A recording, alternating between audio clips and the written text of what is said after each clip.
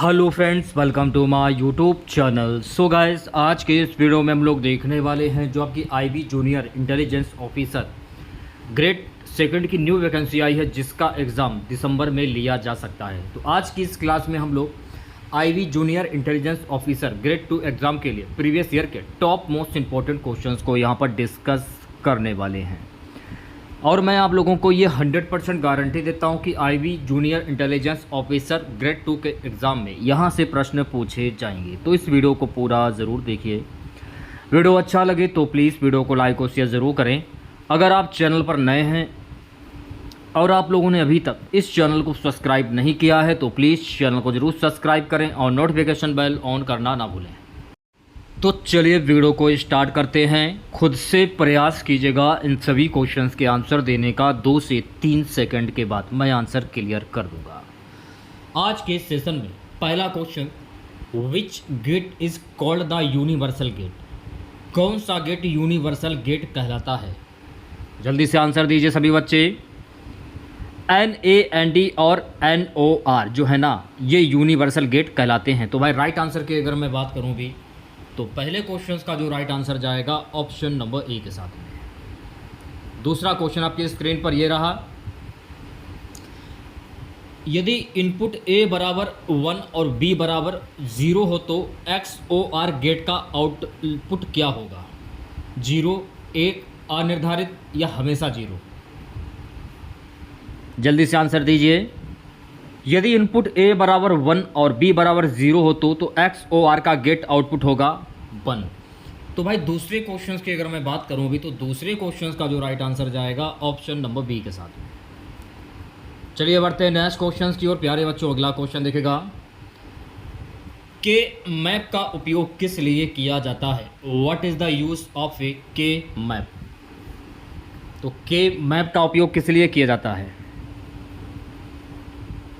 Volume समीकरणों को सरल बनाने के लिए। तो भाई राइट आंसर की अगर मैं बात करूं तो तीसरे क्वेश्चंस का जो राइट आंसर जाएगा ऑप्शन नंबर बी के साथ में। चौथा क्वेश्चन आपकी स्क्रीन पर ये रहा, यदि इनपुट ए बराबर 1 बी बराबर 1 तो NOR का गेट आउटपुट क्या होगा? 0, 1, अनिर्धारित, NAND के समान। यदि इनपुट ए बराबर 1 बी बराबर 1 तो NOR गेट का आउटपुट होगा 0। तो चौथे क्वेश्चंस की अगर मैं बात करूं भी तो चौथे क्वेश्चंस का जो राइट आंसर जाएगा ऑप्शन नंबर ई के साथ। प्यारे बच्चों, अगला क्वेश्चन दिखेगा, XNOR गेट को क्या कहा जाता है? What is XNOR gate also called? तो XNOR गेट को क्या कहा जाता है? इसको कहा जाता है इक्विटी गेट। तो भाई राइट आंसर की अगर मैं बात करूं तो पांचवें क्वेश्चंस का जो राइट आंसर जाएगा ऑप्शन नंबर ए के साथ। देखिए, अगर आप लोगों को क्लास अच्छी लगे तो मैं सभी बच्चों से निवेदन करना चाहूँगा, प्लीज़ क्लास को लाइक जरूर करें आप लोग। सो गाइस, अगला क्वेश्चन आपकी स्क्रीन पर ये रहा, how many cells are there in a 4 variable K map? यानी 4 वेरिएबल के मैप में कितने सेल होते हैं? 8, 16, 4 या 32? तो 4 वेरिएबल के मैप में कुल 16 सेल होते हैं। तो राइट आंसर की अगर मैं बात करूं तो भाई छठे क्वेश्चन का जो राइट आंसर जाएगा ऑप्शन नंबर बी के साथ में। सातवां question, what is the full form of ROM? ROM यानी रोम का फुल फॉर्म क्या होता है? ROM का फुल फॉर्म होता है रीड ओनली मेमोरी। तो सातवें क्वेश्चंस की अगर मैं बात करूं तो बी ऑप्शंस जो है इस क्वेश्चंस का करेक्ट आंसर हो जाएगा। प्यारे बच्चों, अगला क्वेश्चन देखेगा, कौन सा लॉजिक गेट इन्वर्टर कहलाता है? Which logic gate is called inverter? Not logic gate जो है ना, ये इन्वर्टर कहलाता है। तो आठवें क्वेश्चंस की अगर मैं बात करूं तो आठवें क्वेश्चंस का जो राइट आंसर जाएगा ऑप्शन नंबर ए के साथ में। नवा क्वेश्चन देखेगा सभी बच्चे। नवा क्वेश्चन हमारा है, NAND गेट से कौन सा गेट बनाया जा सकता है? सभी गेट्स, केवल AND गेट या केवल OR गेट, केवल NOR गेट? तो NAND गेट से कौन सा गेट बनाया जा सकता है? सभी गेट। तो भाई राइट आंसर की अगर मैं बात करूं तो नवे क्वेश्चन का जो राइट आंसर जाएगा ऑप्शन नंबर ए के साथ में। अगला क्वेश्चन आपकी स्क्रीन पर, अगला क्वेश्चन हमारा है कि वॉलिन एलजेब्रा में a प्लस ए बराबर क्या होता है। इंपॉर्टेंट क्वेश्चन से 5 स्टार लगा लीजिए। तो भाई बी ऑप्शन जो है करेक्ट हो जाएगा, ए हो जाएगा। अगला क्वेश्चन 11वां क्वेश्चन क्या बोल रहा है, which gate gives high output when all inputs are 0। कौन सा गेट हाई आउटपुट देता जब सारी इनपुट्स 0 हों। N O R, N A N D या एंड या O R. N O R जो है ना ये हाई आउटपुट देता है जबकि सभी इनपुट्स 0 हों। तो राइट आंसर की अगर मैं बात करूं तो 11वें क्वेश्चन का जो राइट आंसर जाएगा ऑप्शन नंबर ए के साथ में। अगला क्वेश्चन है ROM is what type of memory. ROM किस प्रकार की मेमोरी है। तो मेरे प्यारे बच्चों रोम जो है ना ये नॉन वोलेटाइल मेमोरी है। तो 12वें क्वेश्चन की अगर मैं बात करूं तो 12वें क्वेश्चन का जो राइट आंसर जाएगा ऑप्शन नंबर ए के साथ। 13वां क्वेश्चन देखेगा,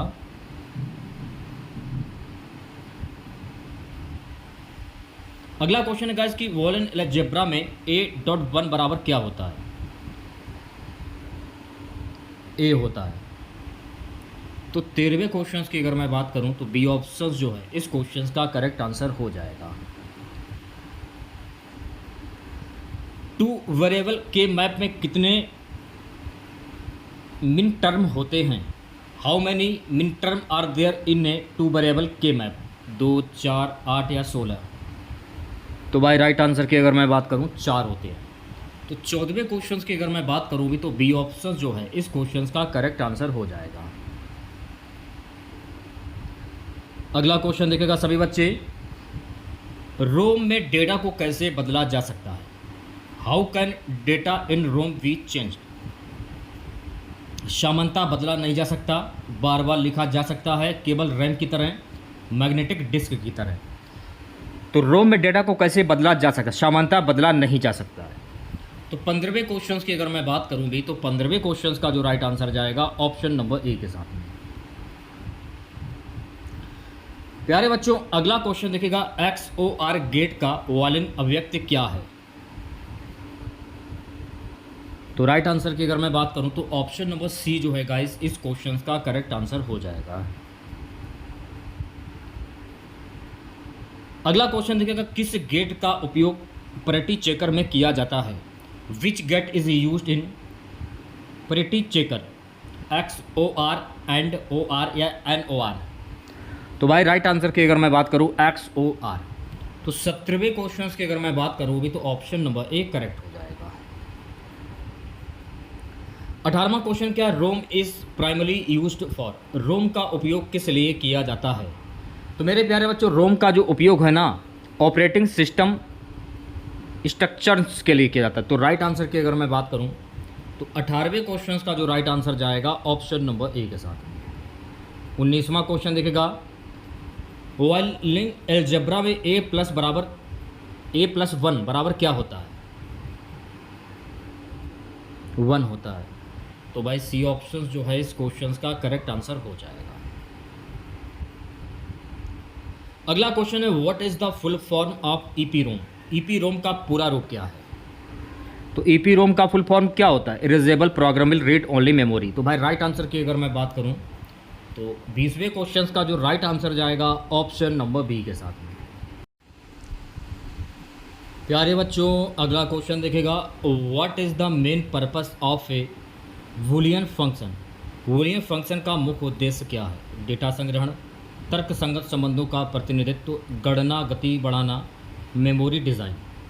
तो बूलियन फंक्शन का मुख्य उद्देश्य है तर्कगत संगत संबंधों का प्रतिनिधित्व। तो भाई राइट आंसर की अगर मैं बात करूं तो 21वें क्वेश्चन का जो राइट आंसर जाएगा ऑप्शन नंबर बी के साथ। अगला क्वेश्चन देखेगा, बाइनरी ऑपरेशन में कौन सी शर्त अनिवार्य है। बाइनरी ऑपरेशन में कौन सी शर्तें अनिवार्य हैं, ये सभी। तो राइट आंसर क्या होगा। तो भाई 22वें क्वेश्चन का जो राइट आंसर जाएगा ऑप्शन नंबर डी के साथ। चलिए बढ़ते हैं नेक्स्ट क्वेश्चन की ओर। दशमलव संख्या 25 का बाइनरी रूप क्या है। What is the binary form of decimal number 25। दशमलव संख्या 25 का बाइनरी रूप क्या होगा?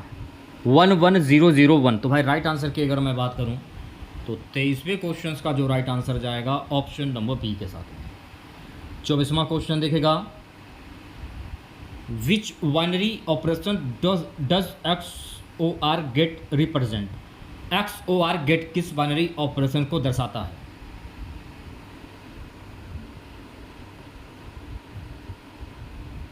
Modulo 2 addition. तो राइट आंसर की अगर मैं बात करूं भाई तो 24वें क्वेश्चन का जो राइट आंसर जाएगा ऑप्शन नंबर ए के साथ।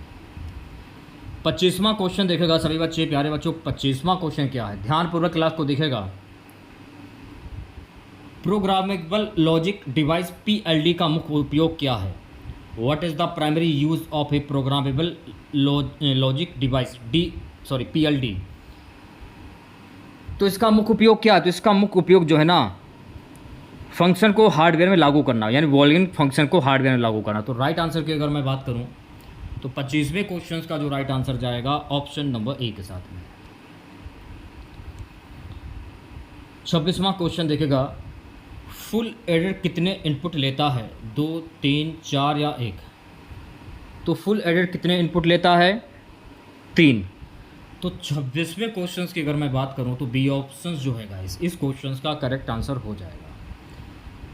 अगला क्वेश्चन देखेगा, हाल्फ एडर का आउटपुट क्या होता है?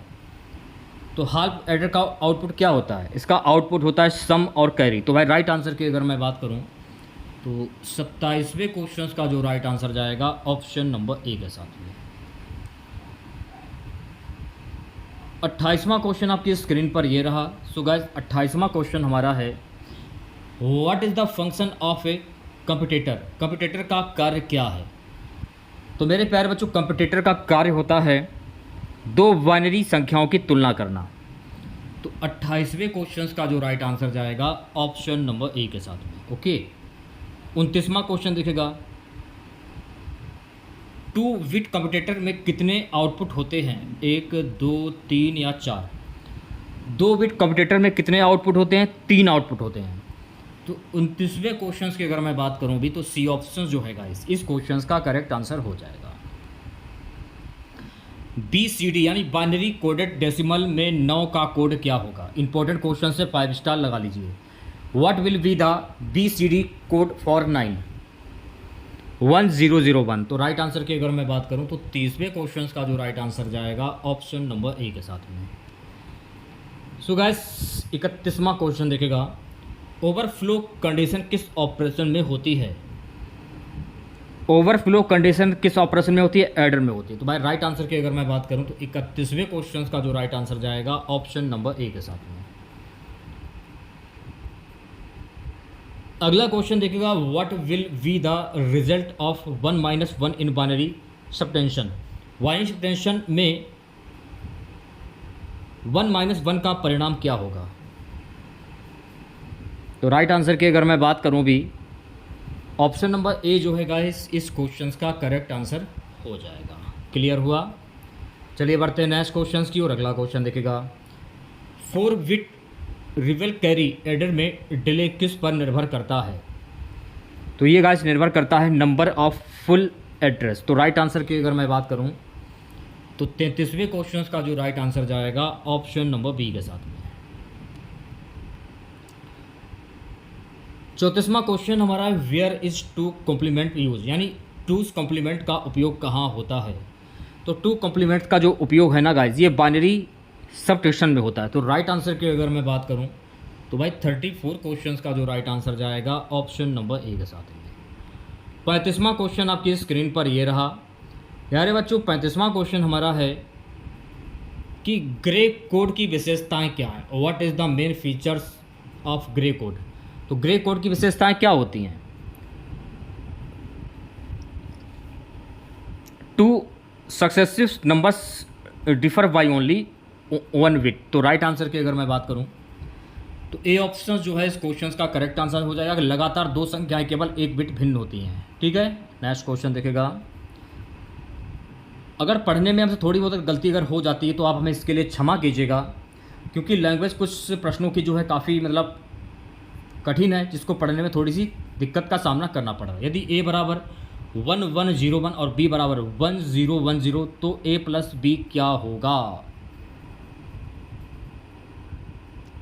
10111 यानी 10111, तो ए ऑप्शन जो है इस क्वेश्चन का करेक्ट आंसर हो जाएगा। ओके, अगला क्वेश्चन देखेगा, पीएलडी में किस मेमोरी टेक्नोलॉजी का प्रयोग होता है? Which memory technology is used in PLDs? तो पीएलडी में प्रोम टेक्नोलॉजी का प्रयोग होता है। तो राइट आंसर की अगर मैं बात करूं भाई, तो 37वें क्वेश्चन का जो राइट आंसर जाएगा ऑप्शन नंबर बी के साथ में। चलिए बढ़ते हैं नेक्स्ट क्वेश्चन की ओर प्यारे बच्चों। अगला क्वेश्चन देखिएगा, how many bits are there in a 1 byte? यानी कंप्यूटर में एक बाइट में कितने बिट होते हैं? 4 बिट, 8 बिट, 16 बिट या 32 बिट? तो कंप्यूटर में एक बाइट में मेरे प्यारे बच्चों 8 बिट होते हैं। तो 38वें क्वेश्चन की अगर मैं बात करूँ भी, तो बी ऑप्शन जो है इस क्वेश्चन का करेक्ट आंसर हो जाएगा। नेक्स्ट क्वेश्चन देखिएगा, अगला क्वेश्चन है कि साइन बाइनरी नंबर्स में एमएसबी क्या दर्शाता है? संख्या का चिन्ह, संख्या का मान, कैरी या ओवरफ्लो? तो राइट आंसर की अगर मैं बात करूं, संख्या का चिन्ह। तो 39वें क्वेश्चन का जो राइट आंसर जाएगा ऑप्शन नंबर ए के साथ में। 40वां क्वेश्चन आपके स्क्रीन पर ये रहा। 40वां क्वेश्चन हमारा, यदि दो बाइनरी संख्या बराबर हो तो कंप्यूटर का आउटपुट क्या होगा? इंपॉर्टेंट क्वेश्चन से 5 स्टार लगा लीजिए, ए बराबर बी। तो सी ऑप्शन जो है गाइस इस क्वेश्चन का करेक्ट आंसर हो जाएगा। ओके, सो गाइस अगला क्वेश्चन देखिएगा, धारिता की एसआई इकाई क्या है? ओम, फैराडे, हेनरी या वोल्ट? तो धारिता की एसआई इकाई को क्या कहते हैं? फैराड कहते हैं। तो 41वें क्वेश्चन का जो राइट आंसर जाएगा मेरे प्यारे बच्चों ऑप्शन नंबर बी के साथ में। नेक्स्ट क्वेश्चन देखेगा, यदि प्लेटों के बीच की दूरी बढ़ा दी जाए तो धारिता पर क्या प्रभाव पड़ेगा? बढ़ेगी, घटेगी, स्थिर रहेगी, दोगुनी हो जाएगी? मान लीजिए यदि प्लेटों के बीच की दूरी बढ़ा दी जाए तो धारिता पर प्रभाव जो है ना ये घटेगी। तो राइट आंसर की अगर मैं बात करूं भी, तो 42वें क्वेश्चन का जो राइट आंसर जाएगा मेरे प्यारे बच्चों ऑप्शन नंबर बी के साथ में।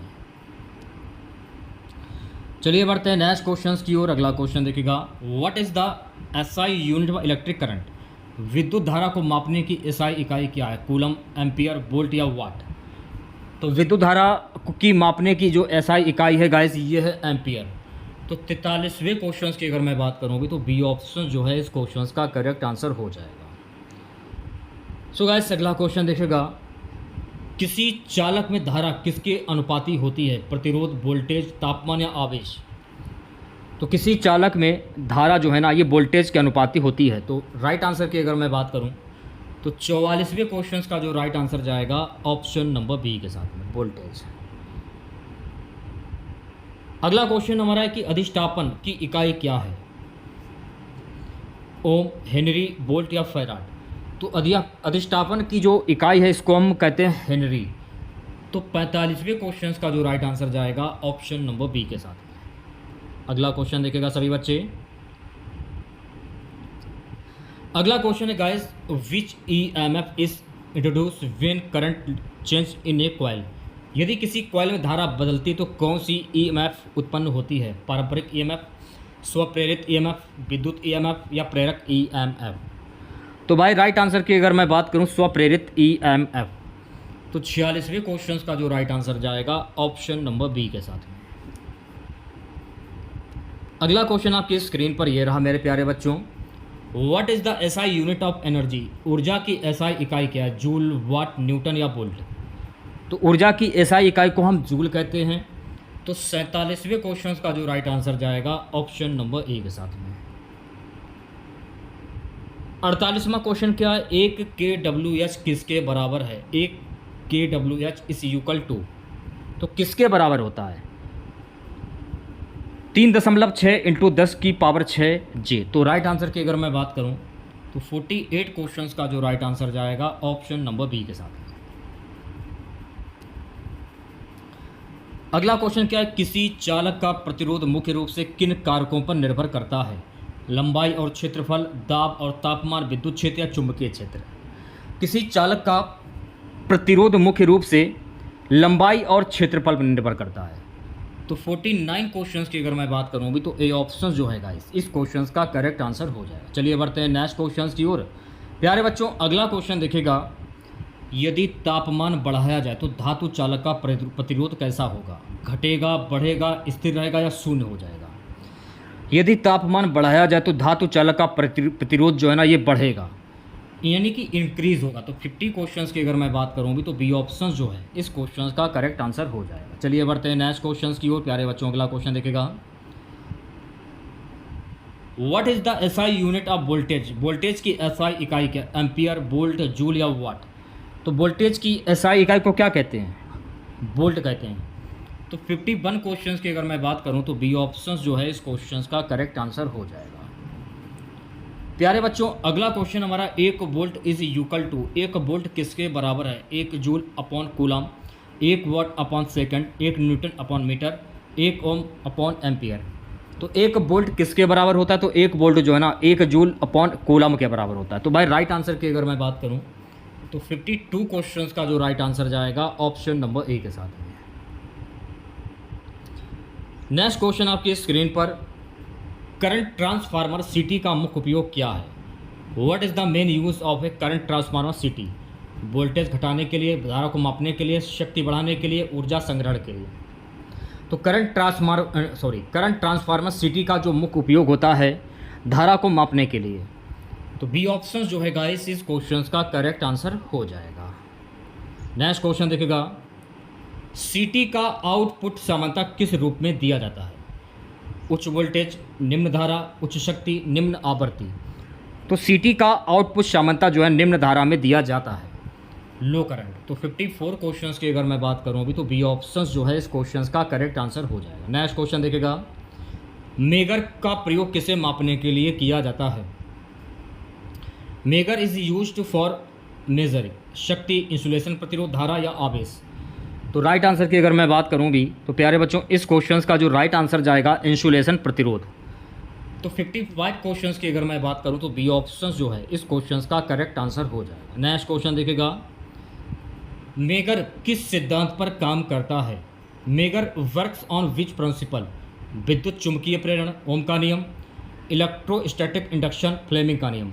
तो मेगर किस सिद्धांत पर काम करता है? तो मेरे प्यारे बच्चों मेगर जो है ना ये विद्युत चुंबकीय प्रेरण के सिद्धांत पर कार्य करता है। तो 56 क्वेश्चंस की अगर मैं बात करूं भी तो ए ऑप्शन करेक्ट हो जाएगा। प्यारे बच्चों अगला क्वेश्चन देखेगा, formula for energy storage in a capacitor is. किसी कैपेसिटर में संग्रहित ऊर्जा का सूत्र क्या होता है? 1/2 CV²। तो भाई राइट आंसर की अगर मैं बात करूं तो 57 क्वेश्चंस का जो राइट आंसर जाएगा ऑप्शन नंबर ए के साथ में। 58 क्वेश्चन आपकी स्क्रीन पर, इंडक्टर में संग्रहित ऊर्जा का सूत्र क्या है? Energy storage in an inductor is given by. तो इंडक्टर में संग्रहित ऊर्जा का सूत्र क्या होता है? 1/2 LI²। तो भाई राइट आंसर की अगर मैं बात करूं तो 58 क्वेश्चंस का जो राइट आंसर जाएगा ऑप्शन नंबर ए के साथ में। नेक्स्ट क्वेश्चन देखिएगा 59, प्रतिरोध रेजिस्टेंस की एसआई इकाई क्या है? What is the SI unit of resistance? Henry, ohm, volt या एम्पियर? तो प्रतिरोध की एसआई इकाई को क्या कहते हैं? ओम कहते हैं। तो 59 क्वेश्चंस की अगर मैं बात करूँगी तो बी ऑप्शन करेक्ट हो जाएगा। अगला क्वेश्चन क्या है, यदि किसी सर्किट में वोल्टेज बराबर 10 वाट और धारा 2A है तो प्रतिरोध कितना होगा? कितना होगा? 5 ओम। तो भाई राइट आंसर की अगर मैं बात करूँ तो 60 क्वेश्चंस का जो राइट आंसर जाएगा ऑप्शन नंबर ए के साथ में। अगला क्वेश्चन है गाइस कि टैग सर्किट किस घटक से बना होता है? Tag circuit is made up of which components? प्रतिरोध और संधारित्र, इंडक्टर और संधारित्र और डायोड, ट्रांजिस्टर और प्रतिरोध। तो टैंक सर्किट जो है ना ये गाइस किससे बना होता है? इंडक्टर और संधारित्र। तो राइट आंसर की अगर मैं बात करूं तो भाई 61 क्वेश्चंस का जो राइट आंसर जाएगा ऑप्शन नंबर बी के साथ में। ओके अगला क्वेश्चन देखेगा प्यारे बच्चों, अगला क्वेश्चन हमारा है कि रेजोनेंस स्थिति में टैंक सर्किट का इम्पीडेंस कैसा होता है? शून्य, अधिकतम, न्यूनतम या अनंत? तो रेजोनेंस स्थिति में टैंक सर्किट का जो इम्पीडेंस होता है ये अधिकतम होता है। यानी मैक्सिमम। तो 62 क्वेश्चंस की अगर मैं बात करूँगी तो बी ऑप्शन जो है इस क्वेश्चंस का करेक्ट आंसर हो जाएगा। अगला क्वेश्चन है गाइस कि सिग्नल जनरेटर का मुख्य कार्य क्या है। What is the main function of A signal generator. Voltage मापना, धारा बढ़ाना, विशिष्ट तरंग रूप उत्पन्न करना, प्रतिरोध मापना। तो सिग्नल जनरेटर का मुख्य कार्य क्या होता है? विशिष्ट तरंग रूप उत्पन्न करना। तो 63 क्वेश्चंस की अगर मैं बात करूं तो सी ऑप्शन जो है गाइस इस क्वेश्चंस का करेक्ट आंसर हो जाएगा। नेक्स्ट क्वेश्चन देखेगा सभी बच्चे। स्टार कनेक्शन में लाइन वोल्टेज और फेज वोल्टेज का संबंध है। In star connection the relations between line voltage and phase voltage is. तो राइट आंसर की अगर मैं बात करूं VL बराबर √3 VP। तो बी ऑप्शन जो है गाइस इस क्वेश्चन का करेक्ट आंसर हो जाएगा। ओके, चलिए बढ़ते हैं नेक्स्ट क्वेश्चन की और अगला क्वेश्चन देखेगा। अगला क्वेश्चन है डेल्टा कनेक्शन में लाइन धारा और फेज धारा का संबंध है। In delta connection the relation between the line current and phase current is. IL बराबर √3 IP। तो भाई राइट आंसर की अगर मैं बात करूँगी तो 65 क्वेश्चंस का जो राइट आंसर जाएगा ऑप्शन नंबर बी के साथ में। चलिए बढ़ते हैं नेक्स्ट क्वेश्चंस की और अगला क्वेश्चन देखेगा।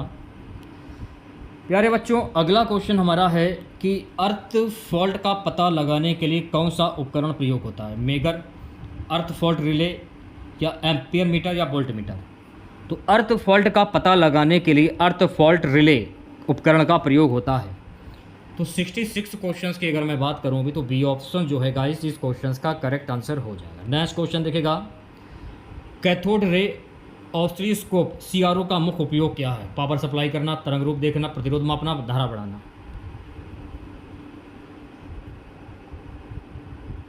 तरंग रूप देखना। तो भाई राइट आंसर की अगर मैं बात करूं तो 67 क्वेश्चंस का जो राइट आंसर जाएगा ऑप्शन नंबर बी के साथ में। प्यारे बच्चों, अगला क्वेश्चन देखेगा। CRO में इलेक्ट्रॉन बीम को मोड़ने के लिए किसका प्रयोग किया जाता है। In CRO which is use to deflect the electron beam. विद्युत और चुंबकीय क्षेत्र, केबल, संधारित्र केबल, प्रतिरोध केबल, ट्रांजिस्टर। विद्युत और चुंबकीय क्षेत्र। तो भाई राइट आंसर की अगर मैं बात करूं तो 68 क्वेश्चंस का जो राइट आंसर जाएगा ऑप्शन नंबर ए के साथ में। प्यारे बच्चों, अगला क्वेश्चन देखेगा। अगला क्वेश्चन क्या है। भारत में थर्मल पावर प्लांट में सबसे सामान्य ईंधन कौन सा है। प्राकृतिक गैस, कोयला, डीजल, बायोमास। तो भारत में थर्मल पावर प्लांट में सबसे सामान्य ईंधन जो है ना ये है कोयला। तो 69 क्वेश्चंस की अगर मैं बात करूँ तो बी ऑप्शन जो है इस क्वेश्चन का करेक्ट आंसर हो जाएगा। सो गाइस, नेक्स्ट क्वेश्चन हमारा है विच device converts solar energy into electrical energy. सौर ऊर्जा को विद्युत ऊर्जा में बदलने वाला उपकरण कौन सा है। Solar thermal plant, photovoltaic cell, solar cooker, या सोलर हीटर। Photovoltaic cell. तो भाई राइट आंसर की अगर मैं बात करूं तो 70 क्वेश्चंस का जो राइट आंसर जाएगा ऑप्शन नंबर बी के साथ में। ओके, नेक्स्ट क्वेश्चन आपकी स्क्रीन पर। प्यारे बच्चों, अगला क्वेश्चन हमारा है विद्युत उत्पादन का अर्थशास्त्र यानी कि इकोनॉमिक्स ऑफ पावर जनरेशन किस पर आधारित होता है। फ्यूल कॉस्ट और efficiency, transmission loss, load factor और डाइवर्सिटी फैक्टर, या सभी। तो भाई राइट आंसर की अगर मैं बात करूं ये सभी। तो 71 क्वेश्चंस की अगर मैं बात करूं तो डी ऑप्शन जो है इस क्वेश्चंस का करेक्ट आंसर हो जाएगा। चलिए बढ़ते हैं नेक्स्ट क्वेश्चंस की और अगला क्वेश्चन देखेगा। इलेक्ट्रिक आर्क वेल्डिंग में आर्क उत्पन्न करने के लिए किसका प्रयोग किया जाता है। उच्च ताप, विद्युत धारा, दाब, चुंबकीय फ्लक्स। तो इलेक्ट्रिक आर्क वेल्डिंग में आर्क उत्पन्न करने के लिए विद्युत धारा का उपयोग किया जाता है। तो 72 क्वेश्चंस की अगर मैं बात करूँ तो बी ऑप्शन जो है गाइस इस क्वेश्चंस का करेक्ट आंसर हो जाएगा। नेक्स्ट क्वेश्चन देखिएगा सभी बच्चे। आर्क वेल्डिंग में सामान्यतः कौन सी धारा प्रयोग होती है। AC, DC, AC या DC दोनों, या पल्स करंट। तो आर्क वेल्डिंग में सामान्यतः जो है ना AC या DC दोनों प्रकार की धारा प्रयोग होती है। तो 73 क्वेश्चंस की अगर मैं बात करूं तो सी ऑप्शन जो है इस क्वेश्चंस का करेक्ट आंसर हो जाएगा। नेक्स्ट क्वेश्चन देखिएगा। रेजिस्टेंस वेल्डिंग में ऊष्मा किसके कारण उत्पन्न होती है। विद्युत आर्क, प्रतिरोध में धारा का प्रवाह, रासायनिक अभिक्रिया, चुंबकीय फ्लक्स। तो रेजिस्टेंस वेल्डिंग में ऊष्मा जो है ना ये प्रतिरोध में धारा का प्रवाह के कारण उत्पन्न होता है। तो 74 क्वेश्चंस की अगर मैं बात करूं तो बी ऑप्शन जो है इस क्वेश्चंस का करेक्ट आंसर हो जाएगा। स्मार्ट वेल्डिंग किस विधि से की जाती है। Arc welding, resistance welding, gas welding या लेज़र वेल्डिंग। तो स्पॉट वेल्डिंग जो है ना, ये रेजिस्टेंस वेल्डिंग विधि से की जाती है। तो बी ऑप्शन जो है गाइस इस क्वेश्चन का करेक्ट आंसर हो जाएगा। ओके, नेक्स्ट क्वेश्चन देखेगा सभी बच्चे। स्टार और डेल्टा कनेक्शन मुख्यतः कहाँ प्रयोग होते हैं? इंडक्शन मोटर, बैटरी, ट्रांसफार्मर या डायोड। तो स्टार और डेल्टा कनेक्शन मुख्यतः जो है ना इंडक्शन मोटर में प्रयोग होते हैं। तो भाई 76 क्वेश्चंस की अगर मैं बात करूं तो ए ऑप्शन जो है इस क्वेश्चंस का करेक्ट आंसर हो जाएगा। अगला क्वेश्चन क्या है? What is the function of time वेस्ट जनरेटर इन सीआरओ? सीआरओ में टाइम वेस्ट जनरेटर का कार्य क्या है? इलेक्ट्रॉन बीम को तीव्र करना, बीम को क्षैतिज दिशा में घुमाना, बीम को लंबवत घुमाना, पावर सप्लाई करना। तो भाई राइट आंसर की अगर मैं बात करूं भी, इसका आंसर होगा बीम को क्षैतिज दिशा में घुमाना। तो बी ऑप्शन करेक्ट हो जाएगा इस क्वेश्चन का। अगला क्वेश्चन देखेगा सभी बच्चे 78। प्यारे बच्चों, अगला क्वेश्चन हमारा है किसी पावर प्लांट का प्लांट लोड फैक्टर क्या दर्शाता है? स्थापित क्षमता का प्रतिरोध उपयोग, ईंधन खपत, रखरखाव लागत, ऊर्जा हानि। तो किसी पावर प्लांट का प्लांट लोड फैक्टर क्या दर्शाता है? स्थापित क्षमता का प्रतिशत उपयोग। तो 78 क्वेश्चंस की अगर मैं बात करूं तो ए ऑप्शन जो है इस क्वेश्चंस का करेक्ट आंसर हो जाएगा। नेक्स्ट क्वेश्चन देखेगा, रेजिस्टेंस वेल्डिंग में कौन सा इलेक्ट्रोड प्रयोग होता है? तांबा, स्टील, एल्यूमिनियम या ग्रेफाइट। तो रेजिस्टेंस वेल्डिंग में जो है ना ये तांबा उपयोग होता है, तो कॉपर। तो ए ऑप्शन जो है गाइस इस क्वेश्चंस का करेक्ट आंसर हो जाएगा। लास्ट क्वेश्चन रहेगा आज की इस क्लास का, सोलर थर्मल पावर प्लांट में ऊर्जा संग्रह के लिए किस उपकरण का प्रयोग होता है? संधारित्र, बैटरी, हीट स्टोरेज टैंक या इंडक्टर। Heat storage tank. तो राइट आंसर की अगर मैं बात करूं भी तो 80 क्वेश्चंस का जो राइट आंसर जाएगा ऑप्शन नंबर सी के साथ। तो कैसी लगी क्लास आप लोगों को कमेंट बॉक्स में ज़रूर बताइएगा। अगर आप लोगों को आज की ये क्लास अच्छी लगी हो तो प्लीज़ क्लास को लाइक कीजिएगा और अपने तमाम दोस्तों में इस क्लास को ज़्यादा से ज़्यादा शेयर कीजिएगा। अगर आप चैनल पर नए हैं और आप लोगों ने अभी तक इस चैनल को सब्सक्राइब नहीं किया है तो प्लीज़ चैनल को ज़रूर सब्सक्राइब करें और नोटिफिकेशन बेल ऑन करना ना भूलें। मिलते हैं नेक्स्ट वीडियो के साथ। जय हिंद, जय भारत।